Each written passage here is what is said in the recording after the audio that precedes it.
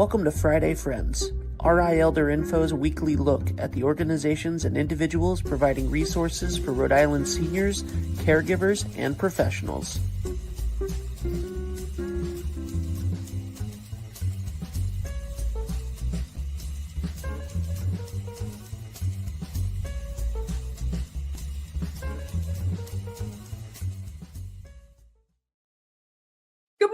Everybody, how are you? Happy Friday. It is 9 o'clock on Friday, and you are watching me, Deb Burton, Executive Director of the nonprofit RI Elder Info, where for almost 6 years I've been bringing you Friday Friends, where we talk about information that you or someone you know needs to know about. Now, I want to let you know that today is part 2 of a conversation that we started with Dr. Patricia Markham Risica a few weeks ago about her healthcare journey as a public health expert. And some of our conversation might be a little sensitive, so I want to make you aware. If you're uncomfortable, please, it's okay to turn away. I understand.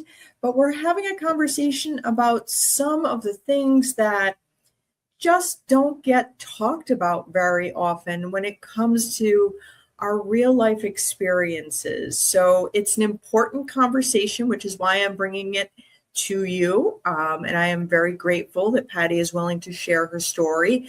But I also want to make folks aware that it might be a little too raw for some folks. And I just want to acknowledge that up front. Now, as you all know, we could not bring you Friday Friends without the support of our sponsors and our donors. So huge thank you to United Healthcare. Hi, Patty. How are you? Welcome back. I'm good. Hi, Deb. Nice to see you.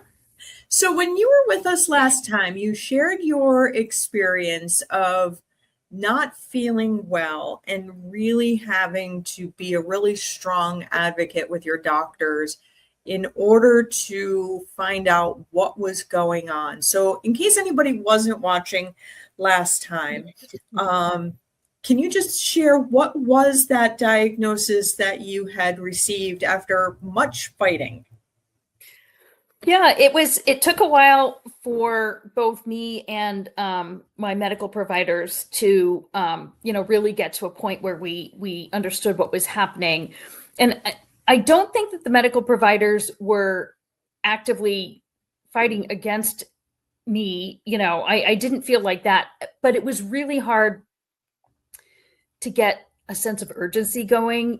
Can we get this, can I get imaged quickly? And so we really didn't know. So the diagnosis was ovarian cancer, and ovarian cancer is pretty rare. So unfortunately, it's not only rare, there's no screen for it. Like we get mammograms to screen for breast cancer, and men are screened for prostate cancer, and there are a lot of different screening tools that we can use, but not for this one. And which is a whole other science, a whole other thing as to why just imaging everybody doesn't work, and why doing blood tests doesn't work, because they're so non-specific.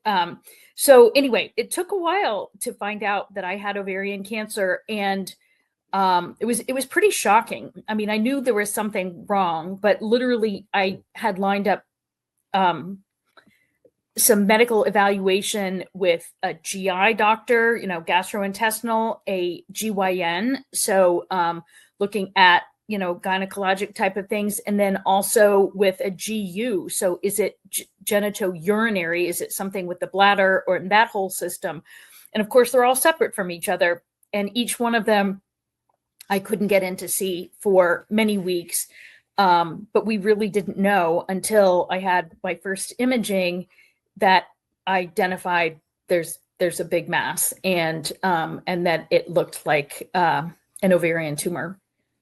Oh my goodness. And just for folks who are watching, you kind of know a little bit about public health, right?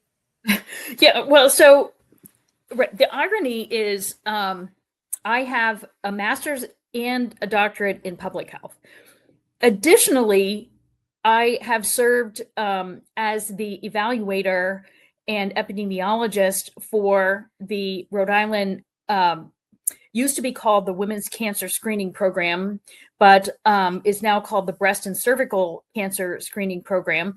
And so I not only know about public health, I know about screening for gynecologic cancers, and I know about getting screened, and I, get my appointments and so forth. So yeah, this is right up my alley. And unfortunately, I know enough to know, if it's ovarian, that, that's the reason why it took a while, and which is, it's a difficult thing, but this is where we ended the last conversation saying you really have to advocate, and partly because there isn't one thing that's going to tell your doctor this could be ovarian.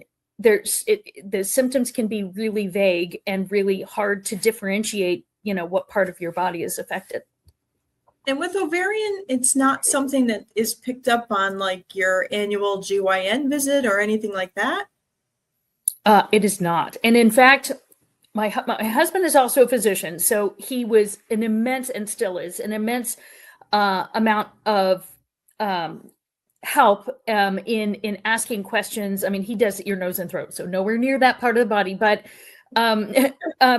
still, he's been to medical school. He knows what questions to ask.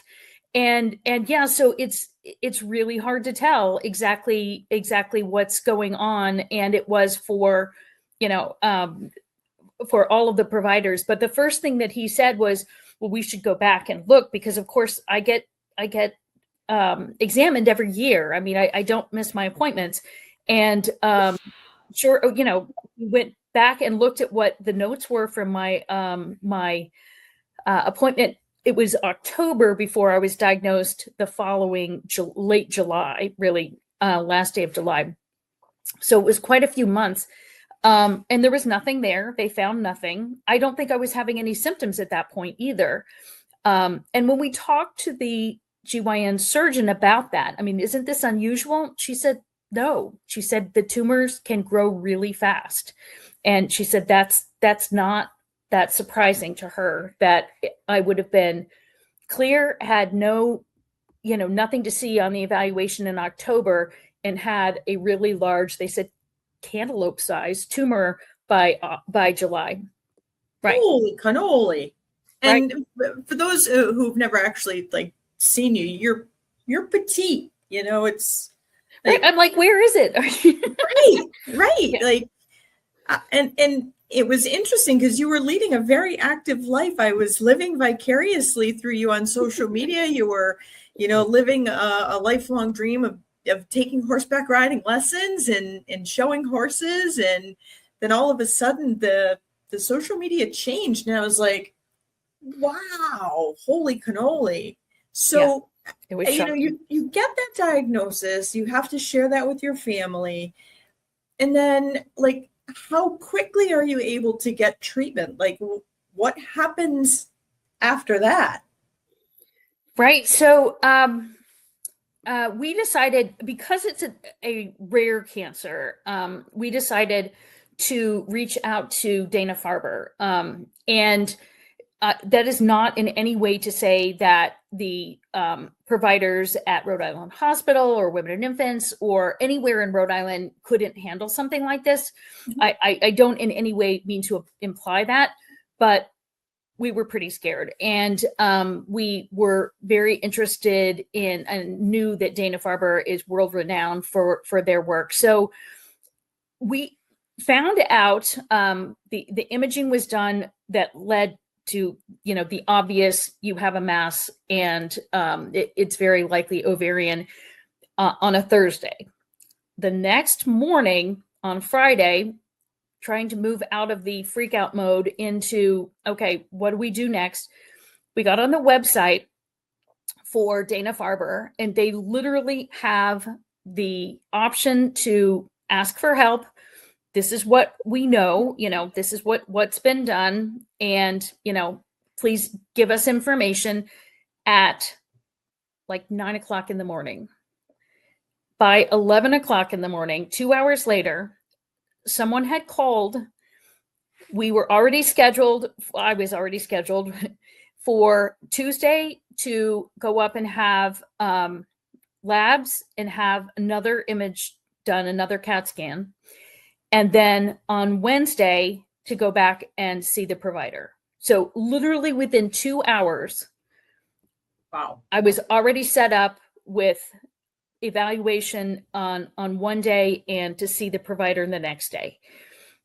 Wow. It was unbelievable. And So it took weeks to get the diagnosis, but once you got the diagnosis, things seemed to like ramp up hyper speed.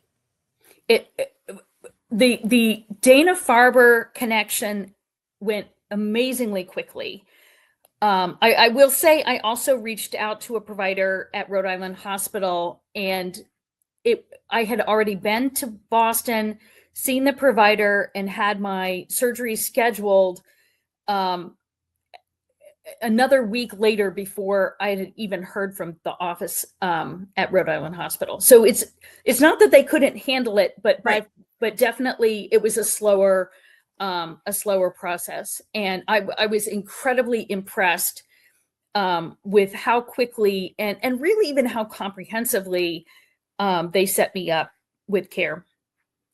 And so, like, I know what the country western song says when you get that kind of news. You go skydiving and you go bull riding. But, like, what is the reality day to day when, like, you leave the doctor's office on Thursday? Like, it seems to me like it would feel like a lifetime to even get to Tuesday before you're seen by a doctor. Like, how do you sit with that, like, for your own mental health? How do you keep it together and not just like lose it? Or did you lose it? So it's really interesting because it was definitely happening to me, but this is happening to my family too. So I have a husband who's, incredibly supportive. I have 2 adult daughters, and of course we told them right away what we knew. And this has been an interesting thing on social media, that I have found a whole cancer community of people who are going through this and who ask questions of each other and give each other support, which has been great. And this was an interesting thing that we discussed. It's one thing that I'm going through it, but now they're going through it too, right? So I could see how upset my husband was, and which it's a kind of an interesting thing, right? The reality to me, I know I have cancer, and that is really scary, but I see the fear in his face. I hear my kids, my daughters, they're not kids, but, I see how upsetting it is to them. And, my girls have said to me, that isn't your problem. I'm like, oh yeah, but see, it is, they want to say, no, you can't worry about us. And I'm like, how can I not worry about you? I've worried about you since the day you came into the world, right? So, and even for my husband, I'm so worried about how this is upsetting, and that it's a very real thing that caregivers are at risk for their own health, right? So now I'm not just carrying my diagnosis. In fact, I could kind of like move my diagnosis over, and my worry for my family and even my extended family, my siblings, my mom, who's going to tell my mom, right? Because she's 85 years old. She's had cancer too, So it was really interesting how it became an even bigger thing than just whatever's happening to me. Sure, that's scary, but how are we communicating this, and how are we helping other people handle it? And again, my family kept trying to say, that's not for you to worry about. I'm like, there's no possible way that I can separate that from my own experience. And in fact, that was even arguably a harder thing to deal with, because I can't protect everyone from this thing that's happening, right? I can't hold off. And in fact, we have friends who we watched this happen where the husband was diagnosed and they decided not to tell their fairly adult children. And my husband and I immediately said, oh my gosh, I think our kids would kill us. I mean, they would be so angry if something like this was going on and we didn't tell them. So, we're firm believers in let's get the information out and get everybody in the process of dealing with this. But it's really hard. That part of it alone is a difficult thing. And especially, other people have things going on in their life. I feel like I'm piling on, I'm adding burden to other people. So it's very much a part of the reality of not just what you're going through, but how you see and you impart this to other people. I think what you've said is so incredibly important because so often the medical community looks at the individual and the disease process and not all of the other parts of the person's life and how it impacts all those other things, because you didn't stop being a mom who doesn't want her daughters to be upset just because the doctor told you you have ovarian cancer. You didn't stop being a wife who, wants her spouse to be happy. And now it's all of that at the same time as holy cannoli, like what is happening? Right. So it is all of those pieces. Just a little side note. I have a master's in gerontology, which is the biological, psychological, and social aspects of aging. And it's part of how I see people when these kinds of things happen, is that it is not you are someone who has cancer and you live in that box, but you're a mom, you're an employee, you're a wife, you're a friend, you're a daughter, you are all of those things. It is trying to figure out like, oh man, like how am I doing Thanksgiving dinner or, things like that. And looking at that as part of the whole package. So we're at 18 minutes, but I want to keep going if that's okay with you, because sure. I'm curious to know, okay, you get to Dana-Farber and they recommend treatment that's appropriate for you. What does that look like for you? Like, how did treatment go? Did it mean like, oh my gosh, you're rushing in for surgery right away? Or how does that look? And you're also lucky that you have the transportation to get up there and that kind of support system. 100%. I could not have traveled this path. I mean, of course, I could have gotten through it, but my family made it so much easier in really being willing and insisting on supporting and helping. And I think I mentioned in the last time we met, this is the second time I've had cancer. Hardly fair. I think I'm a little oversampled with with the cancer diagnosis, but back in 10 years ago, I had breast cancer, and I was again very well supported, partly because one of my husband's colleagues from training does reconstruction at Memorial Sloan Kettering in New York. And again, my husband then put everything aside and drove me to New York for treatment, which was just amazing. And they did well. So the diagnosis at Dana-Farber, it was a little weird because I had been on a medication for something completely different, just literally a skin rash from something. So I had been put on steroids, and the steroids actually probably are part of the reason why I was still so active right up until I got diagnosed, because the steroids, if you've ever had a course of steroids, it suppressed your immune system so you didn't feel unwell. They suppress your immune system, but they also make you feel like Superman, like you're going to clean your whole house in an hour and a half, or they give you this burst of what feels like superhuman energy. And I had come down and was definitely feeling a lot more fatigued, and was definitely starting to feel really, really tired.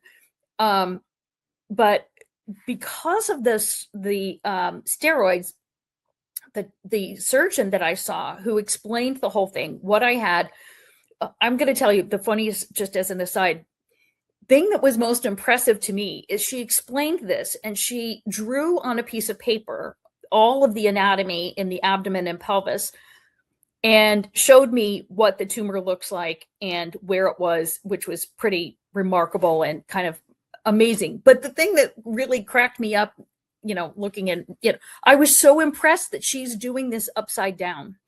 And I said, that's really amazing, which of course my husband said, she draws that like every day of her life. So, this is not her first time explaining this to somebody, but I was so impressed at her, literally physically showing me what it looks like. And yet what she said was, because I'd been on these steroids, she needed to put off my surgery, because the steroids, while they're healing some things and getting rid of the tumor, they make healing really difficult. And so she said, I don't want to operate until, so she put it off several weeks, which was a bit scary. I mean, I'll be honest with you. I wanted it. Could we go tomorrow? Could I go and I want this thing out now that I know there's, this evil tumor lurking in my belly. I want it out as soon as possible. So that was hard to wait.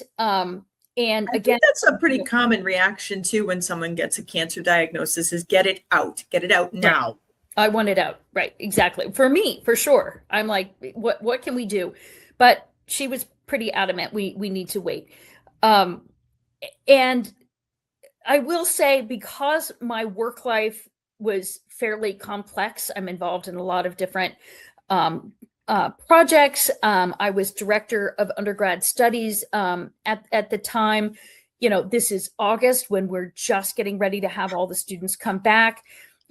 I needed that time to pull myself out of all of these obligations and find other people, either find other people to take them, or just say, I'm out. I'm going to be leaving on medical leave, and I don't know when I'm coming back. So, I really need other people. So in a way, how was that? To do that outreach and to disclose such a personal medical situation. Yeah. What was that like? Well, it is exactly that. I mean, you're really disclosing the idea that I don't really need to share what, exactly is going on with me. This is the world of public health, where it becomes more real, I think, and understandable to everyone involved if they know exactly what's happening. If I was vague about it and said, I have a diagnosis, I don't know when I'll be back, but not telling everyone, I'm not sure how the curiosity would, what I could say about it, but saying I have an ovarian tumor, I'm going to be having surgery followed by other treatments, and I don't know how long I'm going to be out. It was terrifying, but in a way I felt relieved to be able to hand things off and say, I can't. And to be honest with you, I was getting so weak, and I was so exhausted.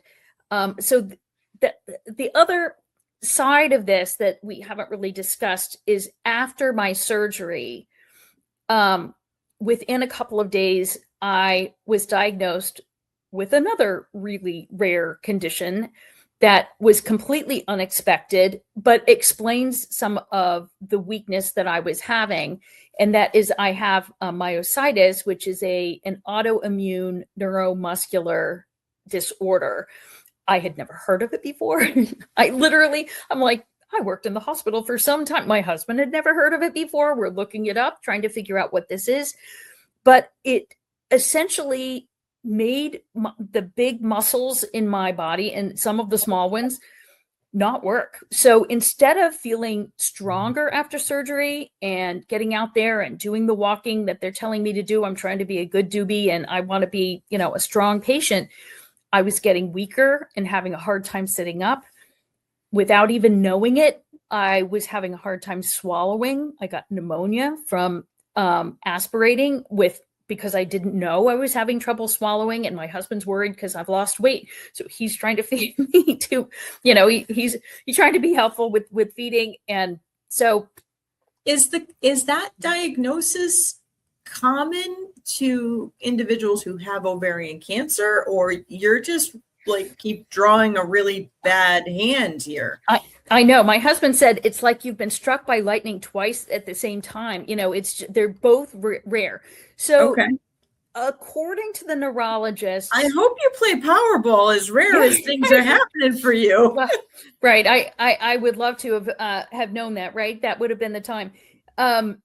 According to the neurologist, the tumor was not related, but it's really hard to say. I had been on a statin medication for cholesterol lowering, and they believed that the statin was the cause of the myositis. My husband believes, and I agree with this line of thinking, it's very hard to imagine that the tumor or tumor development didn't have anything to do with it, that maybe they weren't influenced by some of the same autoimmune causes or interacted with one another, but both are so rare. There's no data on people having this because, there are like 5 of us ever, or, it's just so rare that it's hard to really study something like that. So it also went on to be even more crazy in my experience, in that they started treating me. Literally, I got moved from the cancer unit to the neuro unit, and they started treating me for the myositis with an IV immunoglobulin. And that myositis, that was, you were experiencing that when you were still in the hospital. So you had the surgery to get the I was experiencing it even before, but I didn't know that was part of the issue with the weakness. For example, the morning of my surgery, I was showering, and they have you shower and clean yourself with particular kind of soap and so forth before you go in. And I literally asked my husband that morning, can you help me wash my hair because I can't reach my hands above my head? And he was like, that's weird. That is not something that should be related to ovarian cancer. That you literally, I could not reach my hands. Now you see, I'm doing it now. I'm much better with treatment, but we did not know that, and didn't even know to tell anybody that, until the weakness continued and got much worse after surgery. And again, I'm saying, I was in a horse show 2 weeks ago. How is this even possible?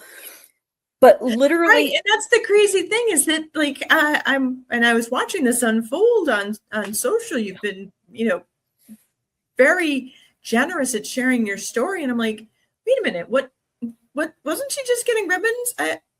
Doing something that she always wanted to do. And now what? Okay. And so you have that surgery, and then they're trying to get you up to walk. And that's when you're finding out about the myositis. The myositis. Okay. But here's where it gets even more complicated, which happens sometimes. They started treating me for the myositis, and the next morning, literally hours after they finished the first infusion, I had a stroke. So, it's like, could we stop with the diagnoses? Could we stop with new things happening? I was awake and saw it happening, and literally, as soon I couldn't find my hand in the in like the sheets and stuff on the bed. I couldn't find my left hand. My right hand is like looking around the bed. And then I tried to speak, and I sounded like Marlon Brando. I had very garbled speech. And that's where, but extreme aphasia, like just completely garbled. And I pushed this is right in the middle of, a million things going on in the hospital, probably like 9 or 10 o'clock in the morning. I just had a shower, a glorious shower. I was so excited to have finally had a shower, and then trying to get a hold of somebody. And then I finally just yelled at them, that have one of the nurses come in, and the neuro team was right outside the door. I referred to them as the nerd herd because they're super smart, incredibly smart, and incredibly helpful team. They just happened to be literally right outside my door when I yelled, and the lead guy was amazing, and he said, "We think you're having a stroke," which I already knew that. I mean, at that point, I'm like, I think I'm having a stroke, but he said, "We think you're having a stroke. You're on the neurology ward at Brigham and Women's Hospital. If you're going to have a stroke, this is the best place to be. We're going to take care of you," So, okay. He's like, "We're here." I heard one of the nurses say, "Should we call for a code stroke?" He said, "No, because they're going to call for us and we're already here. So there's nothing to be, we're doing it. We're doing everything we need to do." So it did get complicated because they want to send you for potentially, the rapid clot buster. I just had big surgery, could not have anything like that. I couldn't even put me on medication to decrease the risk of clot forming. They had to be incredibly careful with that because I had this giant incision from my tumor removal. So I became this insanely complicated patient. Real fast. Was that? Real fast. You got complicated real fast. I mean, as if the cancer wasn't enough, right? That was enough. But then finding out the rest of it. But I'm going to tell you, the myositis and the stroke at that point meant that I'm laying in the bed. I could not lift at that point my arms off the side of the bed. I would have to say, "Could somebody scratch my left eyebrow?" I couldn't touch my face. I couldn't roll over. It was amazing. It was almost like being a quadriplegic. I couldn't lift my head off the bed. Yep. So it was really extreme. It was really extreme.